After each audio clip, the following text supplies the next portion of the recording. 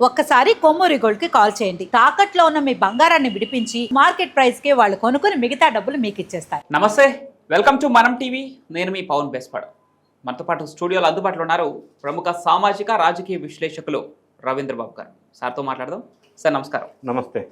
మాజీ సీఎం జగన్మోహన్ రెడ్డి గారు రైతులను పరామర్శించిన లేదంటే అసలు అంటే రాష్ట్రంలో సమస్యలు ఇక్కడ ఉన్నాయని చెప్పేసి ఆయన ఏ పర్యటనకు వెళ్ళినా అక్కడ ఒక హింసాకాండ రేగుతూ ఉంది. ఏంటి వెళ్ళిన ప్రతి చోట ఈ హింసాకాండకు కారణాలేంటి?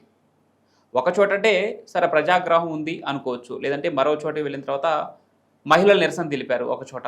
ఇలా వెళ్ళిన ప్రతి చోట ఏదో ఒక ప్రజాగ్రహ వేషమో లేదంటే పోలీసులపై దాడిలో ఏదో ఒకటి జరుగుతూనే ఉంది. ఇది వ్యూహంలో భాగమా? రాష్ట్రంలో శాంతి భద్రతలను కొంత వాటిని శాంతి భద్రతను చెడగొట్టే ప్రయత్నమా? వ్యూహంలో భాగమా అనే ఒక వార్త వినపడతా ఉంది. ఎలా చూడాలి సార్? ఆంధ్రప్రదేశ్ రాష్ట్రంలో మాజీ ముఖ్యమంత్రిగా ఉన్నప్పుడు జగన్ రెడ్డి గారు ఒక విలక్షణమైన వ్యక్తిత్వం ఉన్న ధోరణి ఉన్న ముఖ్యమంత్రిగా మనం అప్పట్లో అనుకున్నాం. ఎందుకంటే ముఖ్యమంత్రిగా ఉన్న 5 సంవత్సరాల కాలంలో ఎక్కడికన్నా వెళ్ళాలి అంటే చుట్టూ పరదాలు కట్టేసేయాల. అంటే మనుషులు ఈయన చూడకూడదు, ఈయన మనుషులను చూడకూడదు. రెండోది, చెట్లు మొత్తం నరికేసేసేయాలి, చెట్లు ఉండటానికి వీల్లేదు, చెట్లు అంటే అసహ్యం.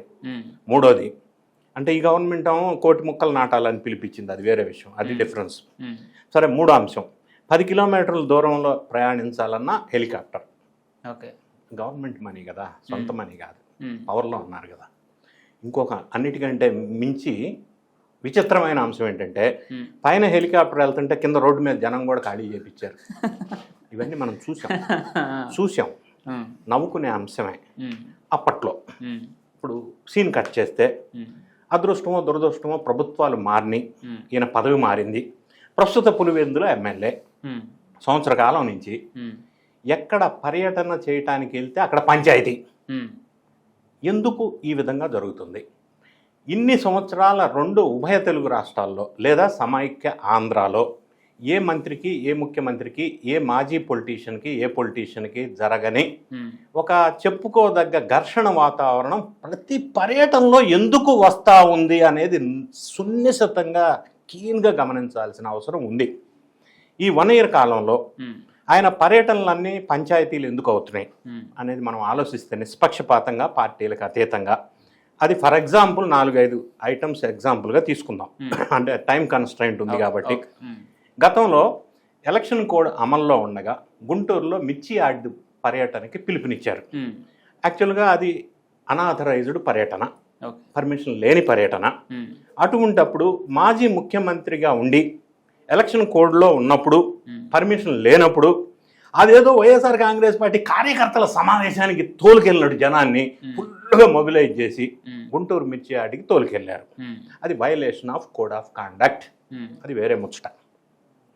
వెళ్ళిన తర్వాత ఏం చేశారు? లోపల రచ్చ చేశారు.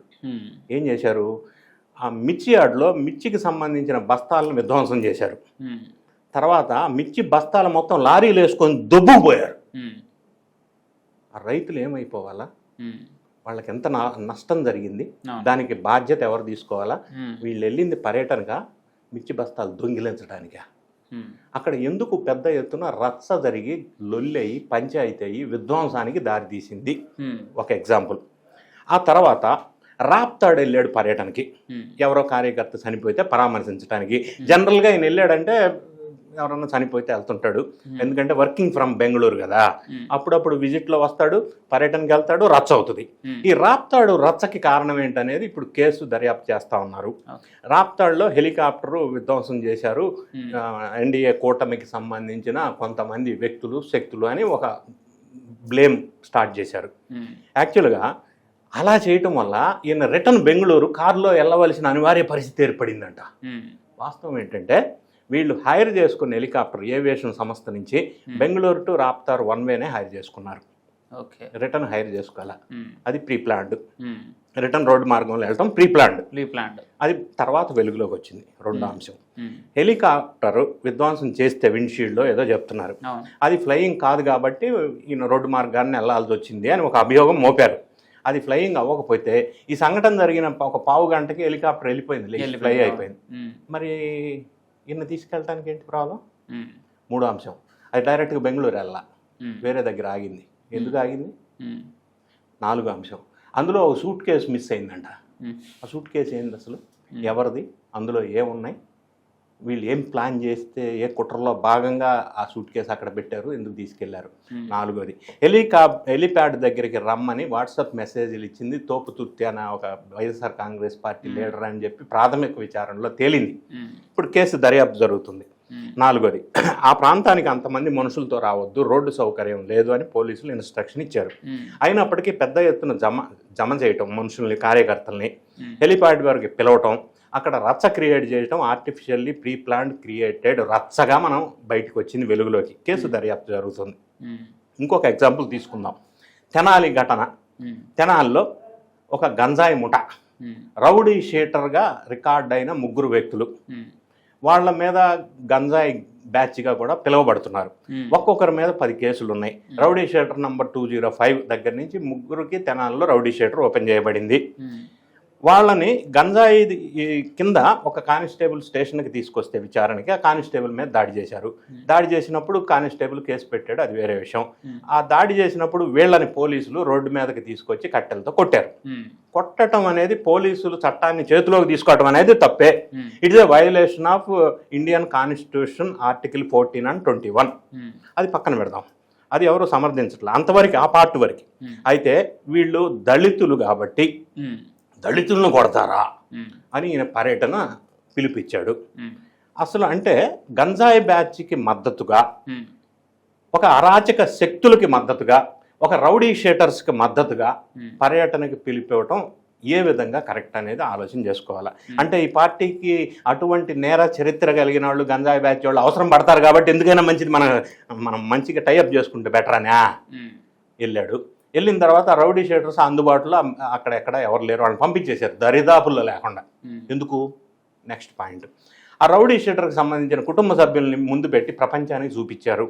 ఇదిగో ఈ రౌడీ షీటర్ గంజాయి బ్యాచ్ వాళ్ళ కూతురు, వాళ్ళ తల్లిదండ్రులు, ఈ అమ్మాయికి ఎట్లా పెళ్ళి అవుద్ది అంటాడు.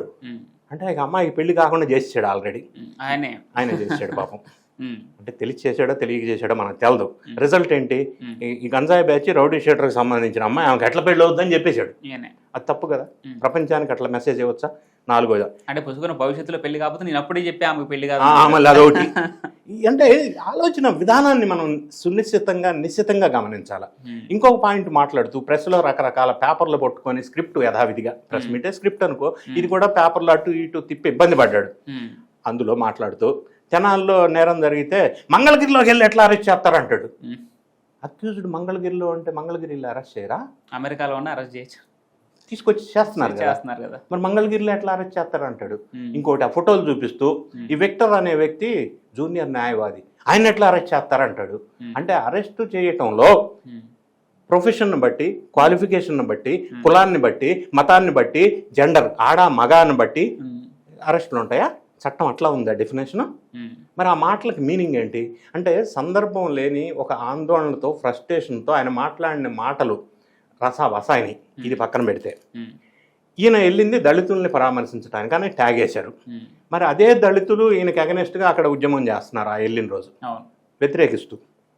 ఇంకొకటి పరాకాష్ట, వాళ్ళ కార్యకర్తని పోలీస్ జీప్ ఎక్కించి జై జగన్, సీఎం జగన్ అని అరిపించాడు. ఎందుకు ఈ వికృతమైన శాస్త్రలు? పర్యటనకి వెళ్ళింది పర్పస్ ఏంటి? అక్కడ చేసిన రచ్చ ఏంటి? అనవసరంగా తెనాలి పర్యటన మిస్ఫైర్ అయింది. ఈ మధ్య దాని తర్వాత సబ్సెక్వెంట్ ఇంకొక ఎగ్జాంపుల్ తీసుకుంటే, పొదిలి ప్రకాశం డిస్టిక్లో ఒక పర్యటనకి వెళ్ళాడు. ఆ పొదిలిలో పొగ పెట్టారు. ఎందుకు పెట్టారు అక్కడ?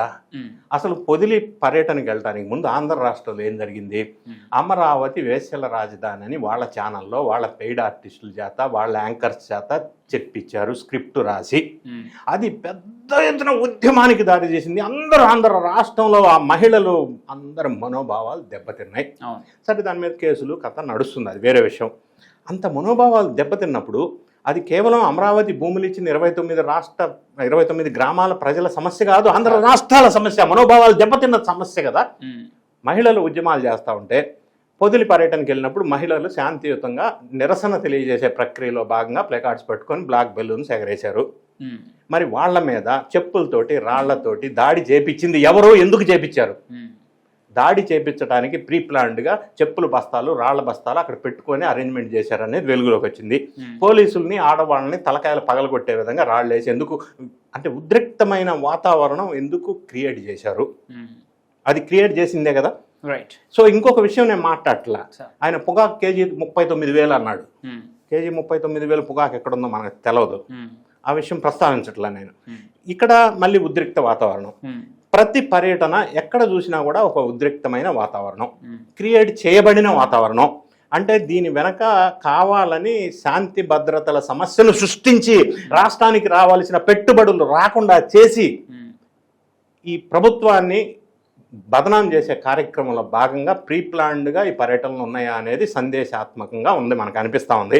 ఎందుకంటే అమరావతి వేసల రాజధాని, అక్కడ హెచ్ఐవి వాళ్ళు ఎక్కువ ఉంటారంటే విదేశస్తులు పెట్టుబడి పెట్టడానికి వస్తారా? ఆంధ్రప్రదేశ్కి రాజధానికి అమరావతికి రారు అంటే రాకూడదని ఇటువంటి కామెంట్స్ చేపించారా? తర్వాత ప్రతి పర్యటన కూడా విధ్వంసం కావాలని వైఎస్ఆర్ కాంగ్రెస్ పార్టీ శ్రేణుల చేత ఎందుకు చేపిస్తున్నారు? పర్యటన చేసేటప్పుడు జన సమీకరణ చేసుకొని ఏదో పార్టీ సమావేశాలు పెట్టినట్టు ఎందుకు పెట్టవలసి వస్తుంది?